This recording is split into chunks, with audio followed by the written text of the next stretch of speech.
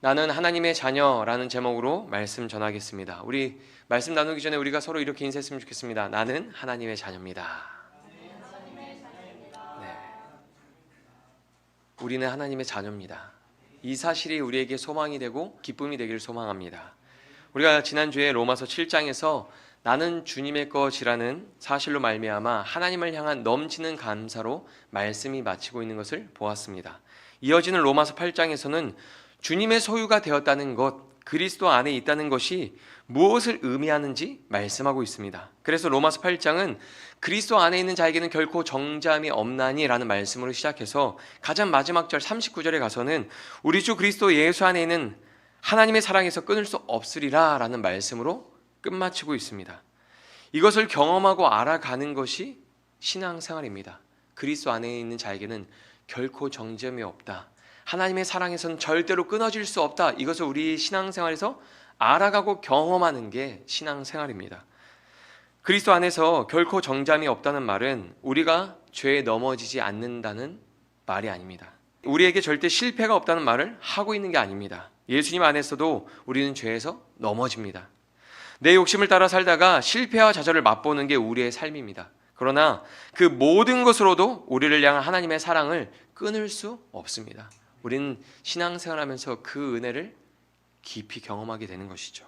오늘 말씀 1절 같이 읽어보겠습니다. 그러므로 이제 그리스도 예수 안에 있는 자에게는 결코 정죄함이 없나니 아멘. 39절입니다. 높음이나 깊음이나 다른 어떤 피조물이라도 우리를 우리 주 그리스도 예수 안에 있는 하나님의 사랑에서 끊을 수 없으리라. 아멘. 이 말씀의 의미를 경험하고 알아가는 과정에서 영적인 싸움과 갈등이 있습니다. 우리가 지난주에 확인했던 것처럼 육신에 속해서 살 때는 죄의 강력한 힘과 인간적인 한계로 영혼의 깊은 탄식을 쏟아낼 뿐이었습니다. 로마서 7장 24절에 이렇게 기록합니다. 오라 나는 공고한 사람이로다. 이 사망의 몸에서 누가 나를 건져내랴. 그러나 우리의 인생에 아무리 큰 절망과 깊은 탄식이 쏟아져도 그리스도로 말미암아 큰 기쁨이 넘치는 감사를 고백하게 되는 것입니다. 이것이 죄의 문제뿐만이 아니라 우리 삶에 오는 여러 가지 역경과 환난 속에서도 그리스도로 말미암아 기뻐하고 감사할 수 있게 만드는 은혜인 것이죠. 우리는 모든 죄와 사망에서 벗어나 그리스도 안에서 살아가는 존재가 되었기 때문입니다. 주님의 소유가 되었기 때문입니다. 그 은혜로 바울은 감사를 삶으로 고백했습니다. 자신의 모든 삶으로 감사를 고백했습니다. 그냥 입으로 내가 구원받았구나, 예수님이 나를 위해서 십자가에서 죽으셨구나, 입으로 하나님 감사해요, 입으로만 고백하는 것이 아니라 자신의 모든 삶을 다해서 평생에 생명을 다하는 그날까지 감사를 고백합니다. 그리고 자기의 생명을 조금도 아끼지 않고 복음을 전했습니다. 사도행전 20장 24절 말씀입니다. 바울의 고백 우리 같이 읽어보겠습니다. 내가 달려갈 길과 주 예수께 받은 사명 곧 하나님의 은혜의 복음을 증언하는 일을 마치려 하면은 나의 생명조차 조금도 귀한 것으로 여기지 아니하노라. 아멘. 바울은 하나님이 주신 은혜가 너무 커서 멈출 수가 없었습니다. 생명을 위협하는 그 순간에도 감사를 멈출 수가 없었습니다. 우리도 바울과 동일한 은혜를 받았습니다.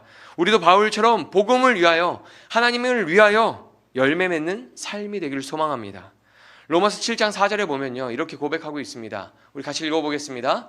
그러므로 내 형제들아 너희도 그리스도의 몸으로 말미암아 율법에 대하여 죽임을 당하였으니 이는 다르니 곧 죽은 자 가운데서 살아나신 이에게 가서 우리가 하나님을 위하여 열매를 맺게 하려 함이라. 아멘. 성경이 분명히 이야기하고 있습니다. 그 은혜를 주신 이유는 우리로 하여금 하나님을 위하여 열매를 맺게 하기 위함이다. 신앙생활은 하나님의 아들이 죄인된 나를 위해서 십자가에서 죽으셨다는 것을 믿는 순간 시작됩니다. 교회를 왔다 갔다 했다고 해서 신앙생활이 시작되는 것이 아니라 하나님의 아들인 예수 그리스도가 나의 죄를 위해서 십자가에서 죽으셨다는 것을 믿고 그것을 받아들일 때 신앙생활이 시작됩니다. 그때부터 그리스도 안에서 주어진 사랑과 은혜가 내 삶의 만나가 됩니다. 광야 생활을 하던 이스라엘 백성들에게 그들이 매일 먹었던 만나처럼 신앙생활을 하게 되면 우리의 정체성이 바뀌고 우리의 주식이 바뀝니다. 요한복음 4장 32절부터 34절 말씀 같이 읽어보겠습니다. 이르시되 내게는 너희가 알지 못하는 먹을 양식이 있느니라. 제자들이 서로 말하되 누가 잡수실 것을 갖다 드렸는가 하니 예수께서 이르시되 나의 양식은 나를 보내신 이의 뜻을 행하며 그의 일을 온전히 이루는 이것이니라. 아멘. 하나님 말씀에 순종하고 하나님의 뜻을 이루는 게 우리의 주식이 됩니다. 육신을 배부르게 하는 양식이 주식이 아니라 살아계신 하나님의 뜻에 순종하는 것이 내 삶의 유일한 양식이 됩니다. 그것이 없으면 공허하고 예민해지고 날카로워지고 죄된 본성이 드러납니다. 혹시 이 자리에 계신 분들 중에 한 주 동안 영의 양식을 금식하고 오신 분들이 계신가요? 순종으로 영의 양식을 배부르게 먹으면 영혼이 부요해지고 기름집니다. 그러면 얼굴이 환해집니다. 혹시 금식하고 오신 분들이 없는지 한번 우리 얼굴 한번 볼까요? 환하게 웃어주세요. 네. 여러분, 십자가 복음이 믿어지면 그 다음에는 예수님이 나를 위해서 죽어주신 그 값이 얼마나 큰 가치인지를 알게 됩니다. 그 가치를 깨달을 때 우리의 삶에 변화가 일어납니다. 하나님의 크신 사랑과 은혜를 알아갈 때마다 조금씩 변하기 시작합니다. 예수 그리스도의 십자가 죽음은 과거와 현재 그리고 미래의 모든 죄, 내가 평생에 질 모든 죄를 정죄하지 못하게 만들었습니다. 그 십자가 희생이 그 값이 너무 커서 하나님의 사랑에서 절대로 끊어지지 않는다는 것을 알아가는 게 우리 그리스도인의 삶입니다.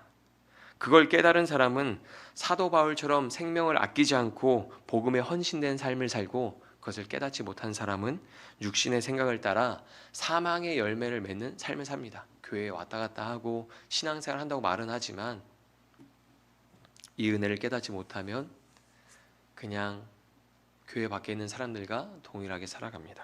7장 5절 말씀 같이 읽겠습니다. 우리가 육신에 있을 때에는 율법으로 말미암는 죄 정욕이 우리 지체 중에 역사하여 우리로 사망을 위하여 열매를 맺게 하였더니. 아멘. 그리스도의 소유가 되었음에도 불구하고 미혹하는 영, 악한 영에게 사로잡혀서 육신에 속한 자로 살고 있는 그리스도인들이 있습니다. 그 삶에는 하나님이 주신 기쁨, 감사, 평안은 없습니다. 은혜를 누릴 때 잠깐 맛볼 수는 있으나 하나님의 말씀을 버리고 육신의 생각을 따라 살기 때문에 일상으로 돌아가면 다시 불평하고 불안하고 불신에 얽매여 살아갑니다. 순종이 없기 때문에 열매도 없습니다. 열매가 없기 때문에 기쁨도 없습니다. 바울은 그런 그리스도인의 정체성을 일깨워줍니다. 오늘 본문 2절 말씀 같이 읽겠습니다. 이는 그리스도 예수 안에 있는 생명의 성령의 법이 죄와 사망의 법에서 너를 해방하였음이라. 아멘.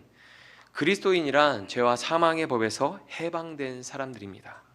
죄를 성취하고 완성하려는 욕망이 이 육신을 벗어버리기 전까지는 끊임없이 일어납니다. 그래서 우리가 신앙생활 하면서도 실수하죠. 죄를 범합니다.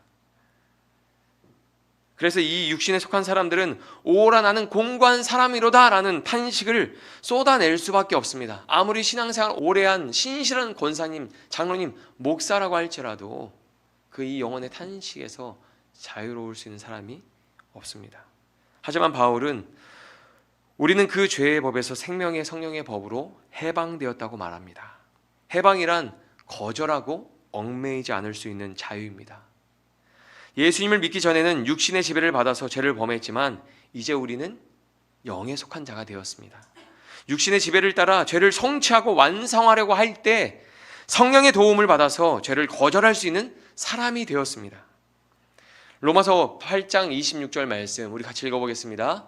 이와 같이 성령도 우리의 연약함을 도우시나니 우리는 마땅히 기도할 바를 알지 못하나 오직 성령이 말할 수 없는 탄식으로 우리를 위하여 친히 간구하시느니라. 아멘. 성령이 우리를 도와주십니다. 하나님은 이 일을 이루시기 위해서 놀라운 일을 행하셨습니다.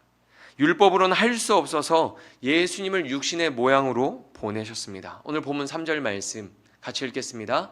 율법이 육신으로 말미암아 연약하여 할 수 없는 그것을 하나님은 하시나니 곧 죄로 말미암아 자기 아들을 죄 있는 육신의 모양으로 보내어 육신의 죄를 정하사. 아멘.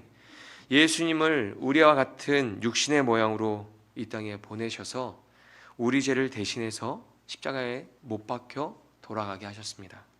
그리고 성령을 보내주셨습니다. 성령을 보내주신 의미가 우리에게 굉장히 중요합니다. 요한복음 16장 7절 말씀 같이 읽어보겠습니다. 그러나 내가 너희에게 실상을 말하노니 내가 떠나가는 것이 너희에게 유익이라. 내가 떠나가지 아니하면 보혜사가 너희에게로 오시지 아니할 것이요 가면 내가 그를 너희에게로 보내리니. 아멘.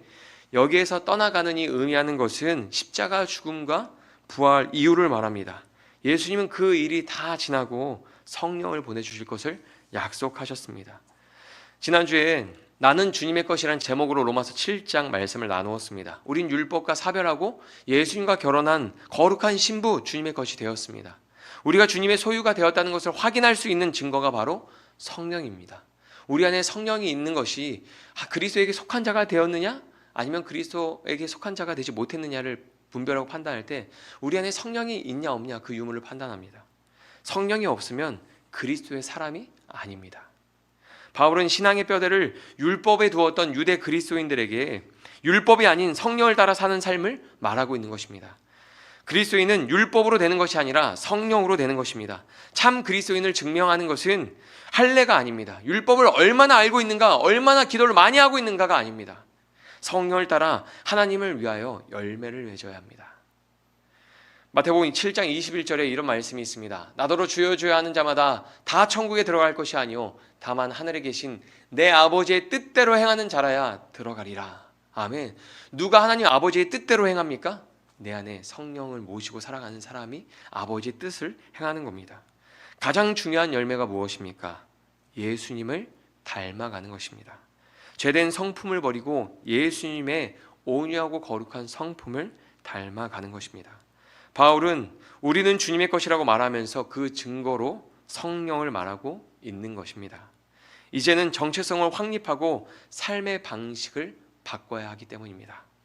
그리스도인들이 버리고 떠나야 하는 익숙함이 무엇입니까? 첫째, 육신을 따라 생각하는 것입니다. 오늘 본문 5절에서 6절 말씀 같이 읽어보겠습니다. 육신을 따르는 자는 육신의 일을, 영을 따르는 자는 영의 일을 생각하나니 육신의 생각은 사망이요 영의 생각은 생명과 평안이니라. 아멘. 여러분, 육신의 생각이 무엇입니까? 갈라디아서 5장 19절에서 21절에 바울이 이렇게 정리해 놓았습니다. 같이 읽어보겠습니다. 육신의 일은 분명하니 곧 음행과 더러운 것과 호색과 우상 숭배와 주술과 원수 맺는 것과 분쟁과 시기와 분냄과 당짓는 것과 분열함과 이단과 투기와 술 취함과 방탕함과 또 그와 같은 것들이라. 전에 너희에게 경계한 것 같이 경계하노니 이런 일을 하는 자들은 하나님의 나라를 유업으로 받지 못할 것이요. 아멘. 육신의 생각을 따라가는 사람들은 하나님의 나라를 유업으로 받지 못할 것입니다.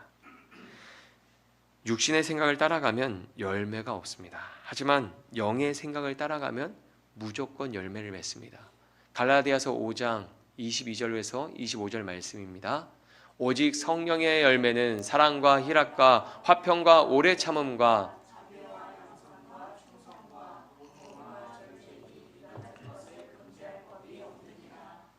그리스도 예수의 사람들은 육체와 함께 그 정욕과 탐심을 십자가에 못 박았느니라.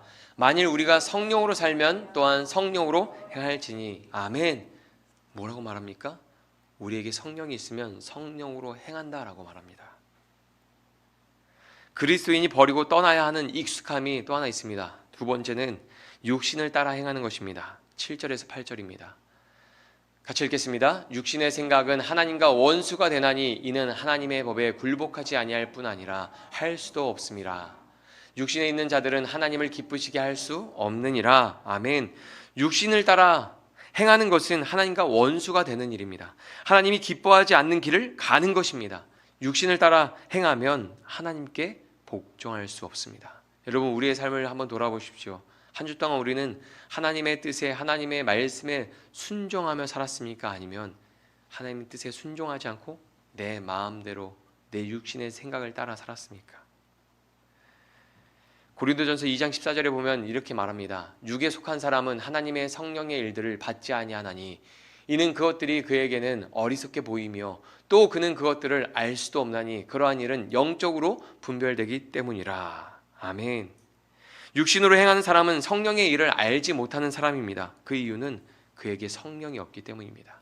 우리 안에 성령이 있으면 성령이 하는 일들을 분별할 수 있습니다. 야고보서 4장 4절 말씀 같이 읽겠습니다. 가늠한 여인들아, 세상과 벗된 것이 하나님과 원수됨을 알지 못하느냐? 그런즉 누구든지 세상과 벗이 되고자 하는 자는 스스로 하나님과 원수되는 것이니라. 아멘. 성령을 따라 행하지 않는 사람들은 세상과 벗하며 하나님과 원수로 살아갑니다. 육신의 생각을 따라가면 절대로 믿음으로 행하지 못합니다. 믿음 없이는 하나님을 기쁘시게 할 수 없습니다. 왜냐하면 우선순위에서 하나님의 기쁨보다 내 기쁨이 더 중요하기 때문입니다. 그래서 바울은 이 이야기를 합니다. 굉장히 중요한 말씀을 하는데요. 9절 말씀 우리 같이 읽어보겠습니다.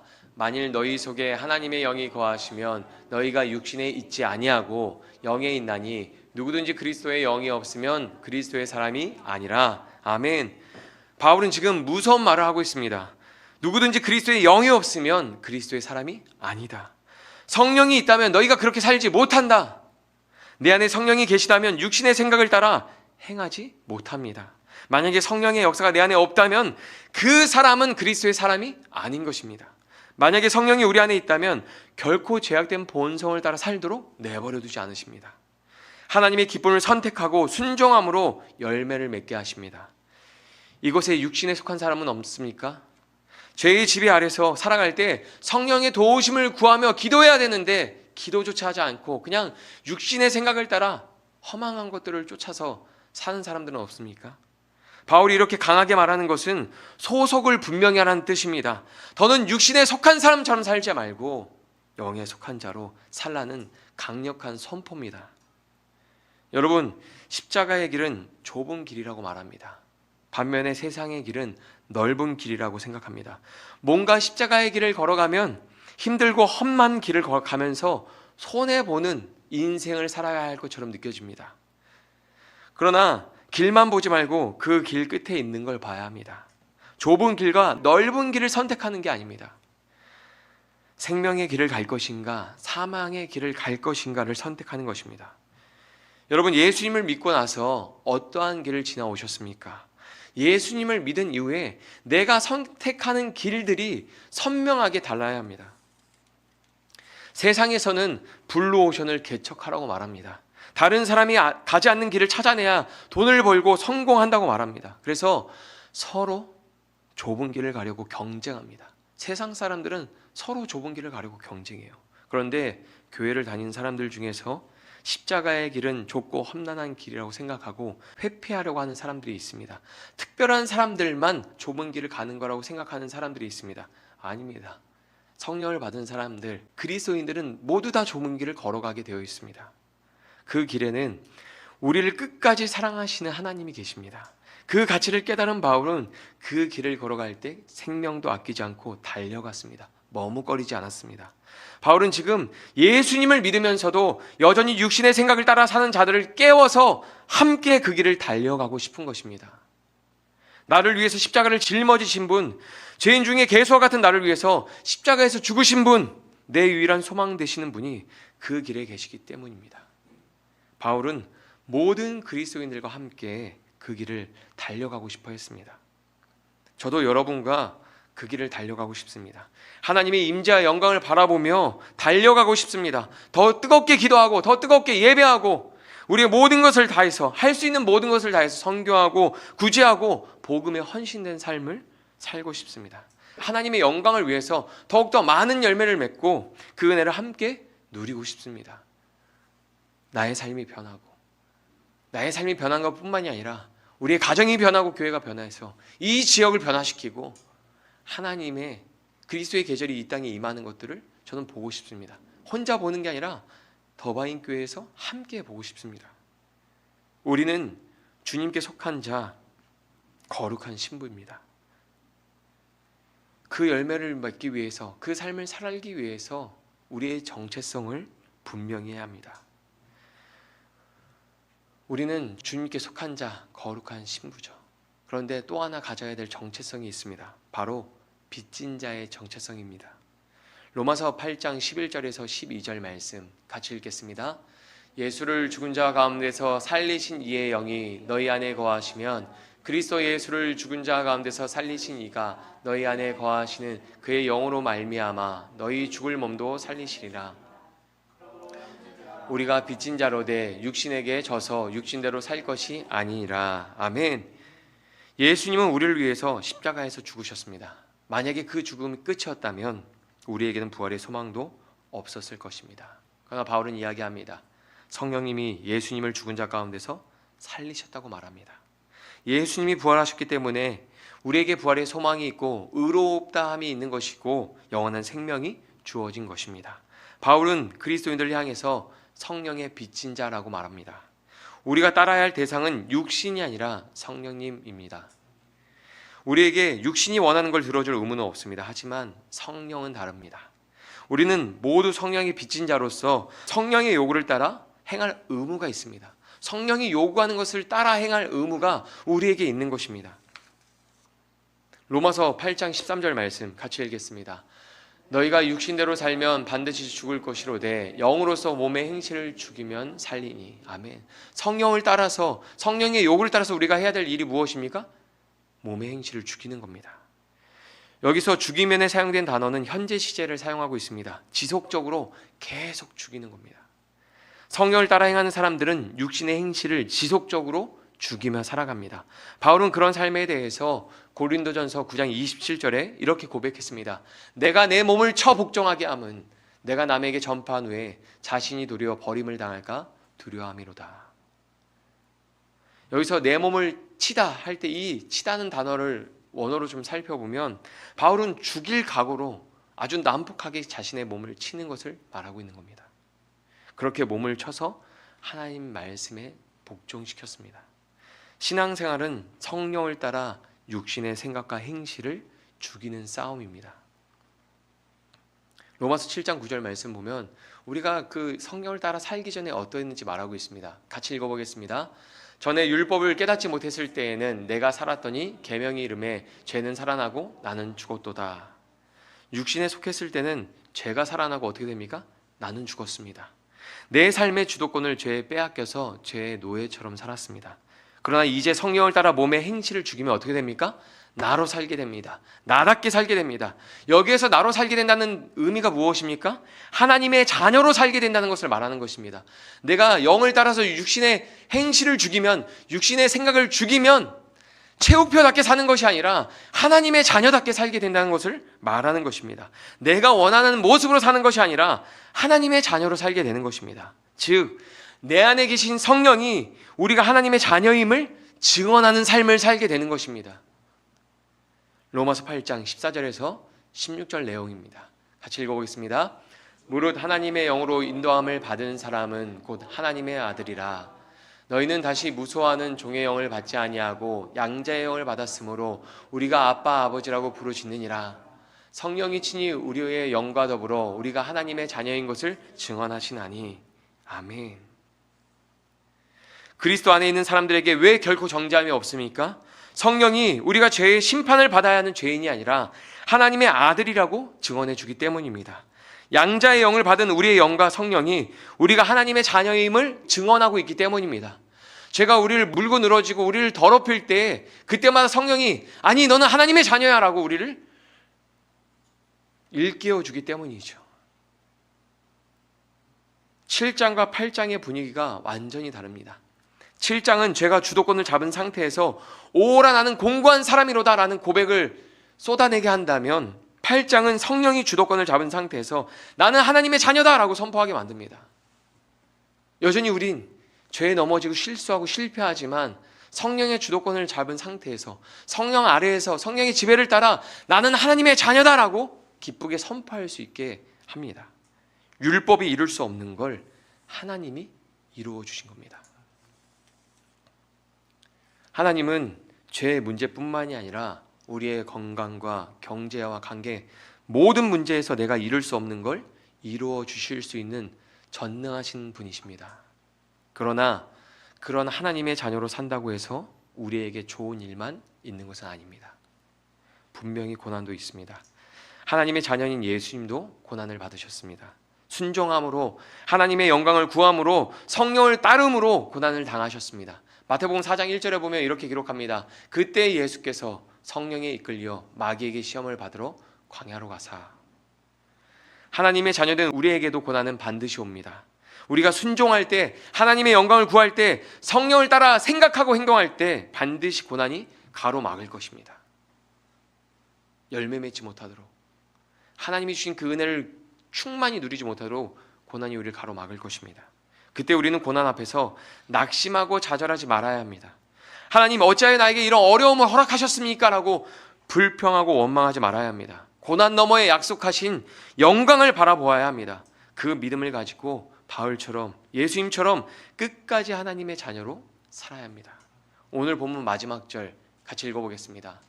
자녀이면 또한 상속자 곧 하나님의 상속자요 그리스도와 함께한 상속자니 우리가 그와 함께 영광을 받기 위하여 고난도 함께 받아야 할 것이니라. 아멘. 우린 하나님 나라의 상속자가 되었습니다. 그리스도와 함께 상속받게 될 하나님의 나라를 바라보며 믿음으로 끝까지 달려가야 합니다.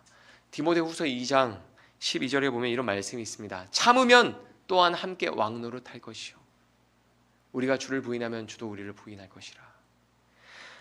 사도행전 14장 22절에 이런 말씀이 있습니다. 제자들의 마음을 굳게 하여 이 믿음에 머물러 있으라. 권하고 또 우리가 하나님 나라에 들어가려면 많은 환난을 겪어야 할 것이라 하고. 아멘. 성경은 말합니다. 하나님의 자녀로 살아가는 우리에게 고난이 있을 것입니다. 환난이 있을 것입니다. 그러나 참으면 하나님 안에서 그 보좌 우편에서 왕노릇하게 되는 그날, 하나님 나라의 영원한 안식과 평안을 누리게 되는 그날이 우리에게 반드시 올 것입니다. 우리는 성령의 빚진 자입니다. 육신의 생각을 따라 행할 의무가 전혀 없죠. 오직 성령을 따라 하나님의 자녀로 살아가시기를 바랍니다. 아멘. 오직 성령을 따라 하나님의 자녀로 살아가시기를 축원합니다. 성경은 하나님의 자녀로 살아가는 길에 고난이 없다고 말하지 않습니다. 고난이 있어도 그 뒤에 올 영광을 바라보며 하나님의 자녀로 계속 살아가라고 권면합니다. 내가 하나님의 자녀라는 사실이 그 고난 속에서도 위로를 주게 될 것입니다. 어떠한 환난과 역경 속에서도 내가 하나님의 자녀라는 사실로 말미암아 위로를 얻게 될 것입니다. 사라지지 않는 소망을 보게 될 것입니다. 내게 고난이 있어도, 내가 죄에 넘어지고 실패해도 나는 하나님의 자녀입니다. 그 믿음으로 다시 일어나 함께 영광의 길을 걸어가기를 소망합니다.